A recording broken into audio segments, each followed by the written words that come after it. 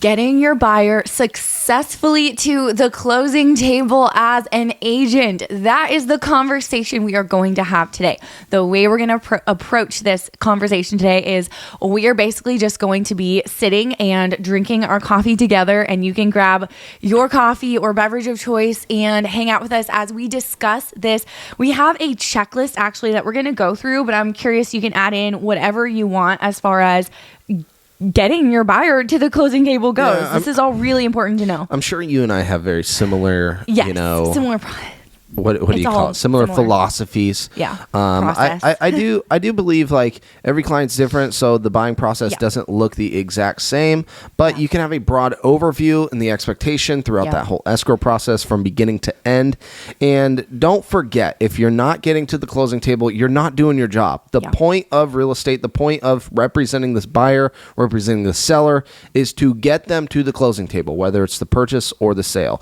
So these steps are very, very important. And maybe you're new. Maybe you've been in the business for 10 years and you have just become, I've been here, guys. I've been there. I've just become lax because I forget how people don't actually know the real estate industry. They don't actually know the buying process. So this episode is actually very, very important. Whether you're a buyer or a buyer's agent. Absolutely. I think you can take this and run with it because the expectations are quite high. Now, for every client, are they? No. There are some clients that say, Spencer, I trust you. Do what it takes.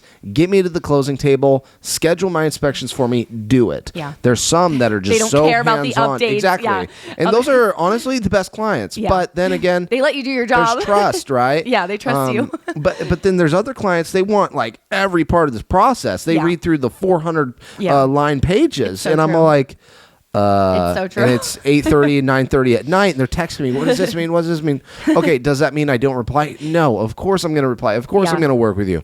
That's just a personality trait. So just be aware of those things. And I'm excited to see what you even have written down, because I'm sure you and I align very, very okay.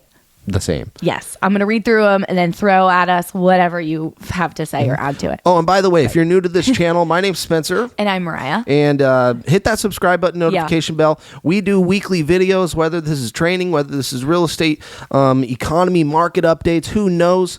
Feel free to subscribe. We're here every week. Absolutely. Okay, so the first thing that you're going to do, this is actually what you're going to do before you write the offer. Please call the listing agent. Do this before you even write. I know this is like after, okay, your offer's accepted, now what? But call the listing agent first. I'm surprised how many agents don't do this. They don't call the listing agent. It's really, really helpful. Obviously, they legally cannot tell us like, oh, this is what the seller will accept. Like, they can't legally be telling us those things, but you can get a really good idea of what's important to the sellers, whether if they need a little extra time or whatever, just to give you and your buyers, ultimately, because you're working for them, the best chance at getting their offer accepted. So call them. And then after you send them the offer, also call them and let them know, because you'd be surprised how many agents have sent us offers before.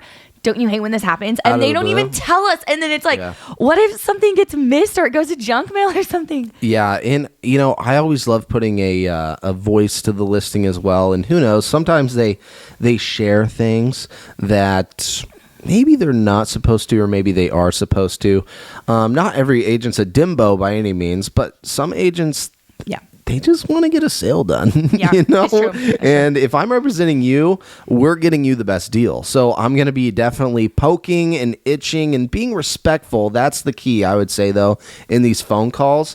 Don't be that annoying agent. Don't be that aggressive agent. Don't be that know-it-all. That's like one of my pet peeves. And then later on, when you get in the transaction, things go south for their client, they start being all apologetic to you and stuff. And I'm like, oh my gosh, remember just a month ago when you were the absolute worst to deal with now?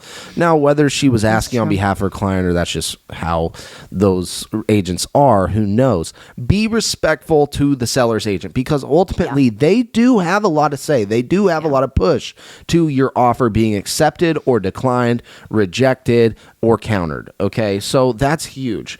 Just for instance, just a quick story. Yeah, go for it. Last week, I'm on a showing appointment, and prior to this showing, I call the listing agent because this home particularly has been on market for going on about 300 days. Okay, wow. And then on top of that, there's like $20,000 price reduction, $50,000 price reduction. There's been like 2 or 3 throughout this whole process. So my buyer, of course, says, Spencer, this is weird. What's going on with it? And I say, well, let me check. So I call the seller's agent and I say, what is going on? Well, at the end of the day, some people are just done. Whether it's the seller, whether it's the seller's agent, they just say, Spencer, we got to get this sold. What can we do to put a deal together? And I say, well, firstly, what's the history? What's been going on it? Well, there's been contingency problems. They accepted an offer with contingencies. And then there's been low ballers. There's been cash only offers that are just like 200 grand lower. So, I mean, the ball just has not been in the seller's court here. And I said, well, representing my client, the buyer that we're setting the showing up for, I said, well, hey, and I'm fighting on their behalf, telling them, yes, we will have a contingency, but don't worry about it. The overview of this home, it's going to sell in a matter of days. The location's great, price point's great, yada, yada, yada. And then I just say, let's get to brass tacks. Has it been the sales price for the seller as to why it hasn't sold? Is the seller being very, very picky? Because whenever I see a sales price like go down 150 grand over the course of, the 4 months, I'm like, this is getting weird. Yeah. The expectation. So if you're listing your home, don't list it that high. Absolutely. Start right the first time. Yes. She says, yes, that's kind of been the process, is unrealistic expectations. So as soon as I hear that word, unrealistic expectation, it's not that I'm going to go after that and just expect the world out of the seller when I submit my offer, but I am going to do some education with that seller's agent, but also in the contract to let them know what a ready, willing, and able buyer is going to be offering on this property based on the condition, based off the things that I'm seeing, based on the current market conditions. That's the key, guys, because if a seller doesn't understand what the current buyer is willing to pay for a home at the time it is for sale, then they're lost. Yeah. And that's part of those conversations when you're talking with those sellers' agents. It's not educating as you're a know-it-all, but educating as, okay, what's that listing's history? Now, if there's multiple offers on this listing, great. There's nothing really to do. We got to put our best foot forward and go for it. Yeah. But in this scenario, I love it because there's negotiations. There's negotiations and tactics you can use. That's really good. And if I'm too low, they'll reject it. And maybe a month later, I'll come back. Right. Who knows? That's really good. I mean, it really comes down to having your client's best interest in mind and like fighting for them and like representing them really well is your fiduciary duty. So but you can't know those details without having that conversation. You got to call them. You got to just call them. And remember, this wasn't even me writing an offer yet, guys. This is me setting up a showing. Wow. Well, you're thorough. If you guys have any clients needing an agent, by the way, in Oregon or relocating to Oregon or just needing an agent in Oregon, send them our way. We will do a very thorough job for them and would love to give you a referral fee. Okay, on to point 2. Send over the offer. Okay, some of these sound really obvious, you guys, but I have conversations on a daily basis with agents all over the U.S. and Canada because of our brokerage, Real Broker, and that's where a lot of this stems from. Is just what new agents are asking, what new agents need to know. So I know this is all relevant, even though some of it might be a little basic. I would have loved to know this. Offer. Yes. Even starting at a big brick and mortar brokerage where you think it's like, oh, the best training known for training, you're still on your own. Like no matter what brokerage you get a license, you're hit the on ground your running. own. You're on your own no matter where you go. What do I do next? Exactly. And that's why you're going to subscribe to this podcast and keep listening. Okay. So the next step is you send over the listing, send over to the listing agent once it's completed, include the buyer's pre-approval letter. Be sure to call and text the listing agent to let them know the offers in their email so that they don't miss it. Surprisingly, this happens too often. Step 3 is send your offer to your transaction coordinator if you have one. If not, then input it into your back end of your. On the topic of a transaction coordinator, I used to have a little mixed opinion on this, partly because we didn't really need one at Berkshire. Yeah. A previous brokerage. But now at Real Broker, there's more just kind of leeway of not really anybody overseeing your work. Now there's of course there's a principal broker that's approving all your documents. In order to get a commission demand at Real Broker, you have to have all your documents turned in.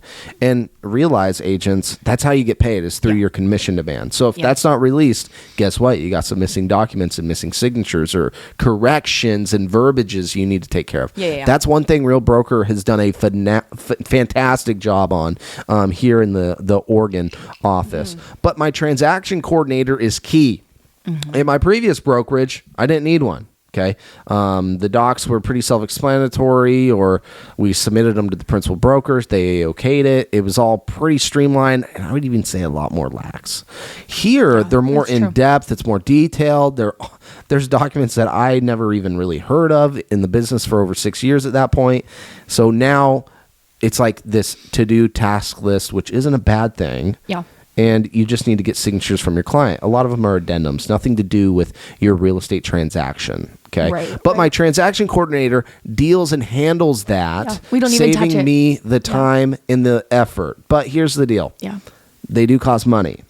Mine, for instance, costs $400 for a buyer's representation, I believe, and $500 for the seller's representation. To me, that seemed pretty steep. But it comes out of the sale of the home. It comes out of the sale of the home. But ultimately, when you look around, that's very competitive. Yeah. And you know what? They take care of the docs so I can go out and get more business. Yeah. Okay. I think it's worth it. So when I'm dealing with that, not staying up late at night, I can move on with my life and not worry about this addendum that has nothing to do with the sale. So then I can get paid 30 days from now. Yeah. So if that makes sense to you, look into a transaction coordinator. It could be worth it. Yeah. Especially at Real. Yeah. And by the way, you guys, I can send you guys, if you would like, if you're a new agent, I can send you this checklist so you can print it and have it in front of you or keep it on your phone. Just shoot me an email. Our email's in the description with the word, accepted offer to closing table checklist or something to that effect. And we'll get it right over to you. Checklist. Comment checklist. Okay. So the step number 4 is send your offer to the title company that you and the listing agent agree upon, or more, the buyer and seller agree upon, I guess you could say, in the offer. In the title of this email, you can just say open escrow - new transaction on 123 Main Street. So I have really two verbiages in transactions when I'm in real estate. And the one verbiage is when I get a new listing. My new listing at ... XYZ address. Once that listing becomes under contract, my new transaction at XYZ address. Okay. And and so keep it simple that way. So transaction simple. coordinators love that. Your escrow agent's going to love that. By the way, if you don't have a good escrow agent near you, maybe you're new to the business, go book a meeting or go get a suggestion from another reputable realtor in your area. Yeah. Establish that relationship with an escrow agent so you can try to work with the same one every time, know the routines, get to the closing table, because remember, if you're not closing deals, you're not getting paid. Yeah. Step 5, send your offer to the buyer's lender. Don't forget that step. Step number 6. That's an easy one to do. It is easy to forget. Because when you got the escrow agent, your transaction coordinator, and now a lender involved, there's 3 people. Yep. That's why you need my checklist in front of you. And by the way, don't CC the lending team on all of your correspondence with your escrow team and transaction coordinator. True. There's some documents that the lenders do not want to see, do not need to see. Yeah. And I've seen it time and time again. There's been agents, and even Mariah, stick up for yourself. I've done this before. She's done it. Okay. Yeah. And you know what? In the past. She got blown up by me. She got blown up by the lender and her client. Now guess what? She's probably not ever going to do that again. I have never done it again. But there are some documents you just don't send to a lending team. Yeah. So that's why I do keep it separate. Okay. Yeah. I keep my transaction coordinator on the escrow team because that's submitting every document. The lending team only needs specific documents. Step number 6, contact a home inspector and get inspections on the schedule. The sooner the better. Time is of the essence here, unless stated differently in the contract.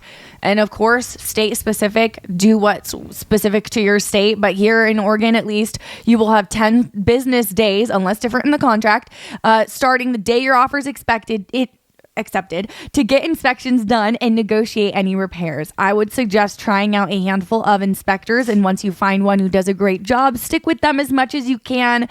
Stay with that consistent person. Of course, if the buyers want a different person, that's up to them. It took me a handful of times to find the right inspector, but once you build that team around you, it's really helpful. And at this point, we generally try to use that same inspector. Yeah. Every buyer client, if the buyer client wants that inspector, that's the key. Yeah. We don't get paid by that inspector. So I always say that up front to my client. I mean, there's no spiffs for me, guys. I just like this guy because he's competitive price range and he has a very thorough inspection. Yeah. Easy and clear to read. Yeah. That's another thing. We use him personally. There's some inspection reports you get back and you're like, oh my gosh, how do I read this? Yeah. This just blew the deal. Yeah. This makes it look terrible, even though it's just the electrical outlet that's, got a bad ground wire in it. There's some verbiages that just kill deals, and it terrifies, especially new first-time home buyers. And with us being in the business so long, it doesn't scare me all that much. When I see a report and there's something to address, I'm going to tell you, hey, I believe you should 100% ask for this out of the seller. We negotiate this way. Yes. But then again, it's all about what you're comfortable with, and that's my job, is to represent you in that way. Yes. Your inspector is pretty important, though. Yeah. And once again, it's part of your vendors list. A vendor is, hey, who's on your team to get you from start to finish in a closed transaction? Yes. Have a good inspector on your vendors list. Yes.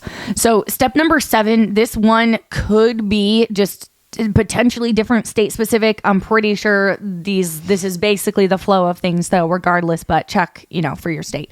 The listing agent should be sending you property disclosures right about this time. This is basically a list of questions the seller has to answer as honestly as possible to the best of their knowledge about the home. The buyers get this document signed once the listing agent sends it over to you. And this usually happens within 3 days of your offer being accepted. It's important to sign this as soon as you get it.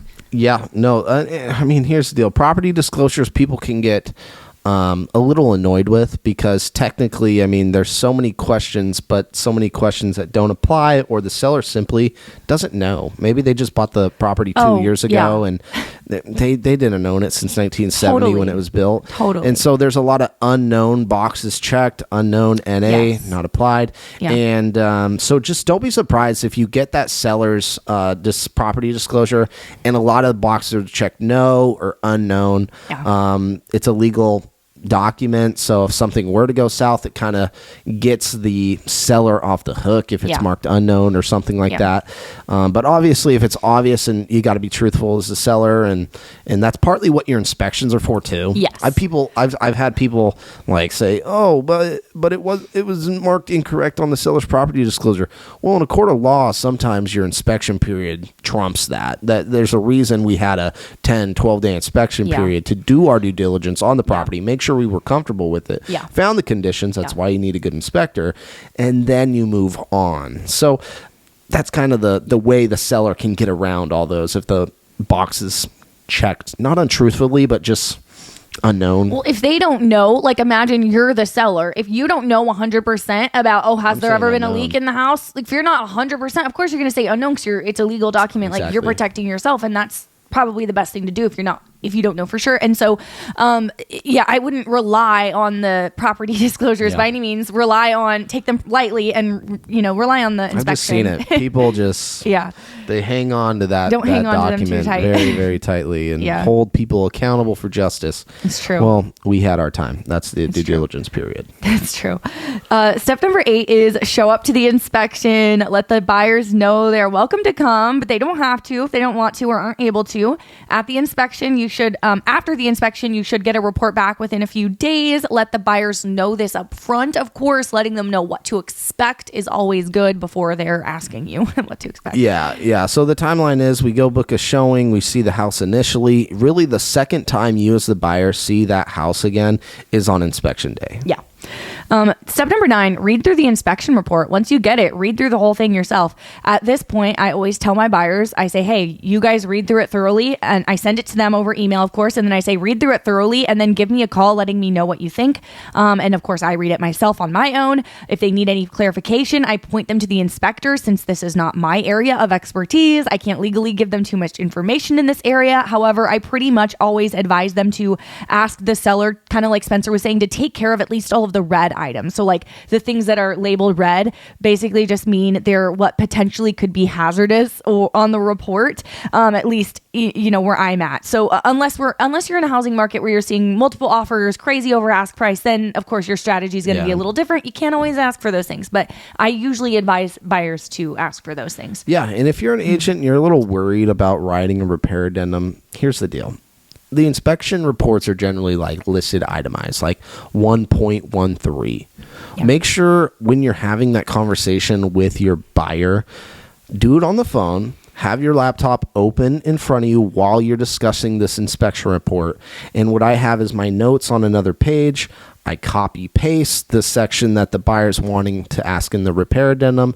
And then once my conversation with the buyer's over on knowing all the items specifically, because there could be a lot of items, once I 100% have them copied into the notes section, then I hang up the phone and I start typing and reverbing to put it on a repair addendum. Okay, just so I'm aware of the items and it's clear to me, there's no, false expectations that my client is suggesting they want the seller to take care of, because it can get a little scary, writing and then the verbiages. And that was an obstacle I do remember having to overcome. Nowadays, I love writing a good buyer's repair addendum just because it gives my buyer power. And then I've even seen it in buyer repair addendums where it's do the inspections or price reductions or something to that effect. I've even seen do the inspections or we can release earnest money non-refundable. You can really get fun with the negotiation tool during the inspection period once again, but ultimately the seller doesn't have to do any of these repairs. Yeah. Like they don't. That's one of the things. That's one of the things that I do have to have a heart-to-heart conversation with my buyers with is, hey guys, at the end of the day, we can ask for all this stuff, but if the seller does say no, I mean, are we still going to maybe be willing to go on with this purchase? Because the next step's going to be an appraisal, and if you're worried about condition, the appraiser calls it out and the seller's got to do it, or the deal could be dead. But ultimately, you got to realize that the seller's not obligated to do every single item. And I've just seen it over the years. Some buyers, they get hurt almost. They get offended. And then they're like, we don't want this property anymore. I'm like, gosh, dang it. If you want a property, you want the property. That's why the initial offer we accept, you're not looking to negotiate more during the inspection period all that much. Of course, we're always going to try. Yeah. But take it with a grain of salt. Okay, don't count on another $5,000-$10,000 off. Come in with the right offer to get accepted. Right. It's kind of more just making sure also that there's nothing insane happening that's hiding. You know what I mean? That's going to be this giant price thing for you soon down the road. Like just looking for red flags, I guess. So step 10, once the repairs are negotiated, we wait for the lender to call and say we are ready to schedule the appraisal. I always let the buyers know that there is a lot of waiting on their end at this point in the transaction, but I do still stay in touch with them, giving them updates and letting them know everything I know that's going on in the transaction. Even when, like, some weeks the only update is there's really no new update, just wanted to touch base, let you know everything's still going smoothly on our end. Because I feel like if you don't tell the buyers, just, hey guys, there's a lot of waiting on your end right now, they kind of think like, what should we be doing? Our agent's not telling us what to do. We don't know what we should be doing right now. Or our agent's not if you're not updating them and saying like, hey guys, things are still going smoothly on my end, they assume you're like not working for them anymore, or you're not working, and people assume things. So it's good to stay in touch. I will say, and I do tell my clients this, is after the inspection period, you're probably not going to hear much from me. There's a reason I have other team members in place in this transaction. That's true. And that's true. The big one now, your lending team. After the inspections are done, your lending team is really one of the last final pieces to this puzzle in order to get this home funded. So you need to be responding to your lender. If you have questions, you need to call or email your lender. That's their job. And ultimately, that's what's going to get you to the closing table after the inspection period. Our job as realtors, we're kind of done. We're through all the negotiations. We got you that accepted offer. We got the earnest money turned in. We got through the inspection period. Now it's about appraisal and closing, with title. Yeah. And that's why it's really going to be your lending team and escrow agent you're going to be talking to the final, I'd say, 15 to 20 days of the transaction. And of course, I mean, we're still talking to you. Yeah. And it's more about the excitement of, hey, first day, move-in day. What, do you need any help? Do you got your movers ready? The transition is always a fun question to ask. Are you currently renting, or are you selling a current property? Maybe we're helping you out with that transaction, keeping those timelines in line.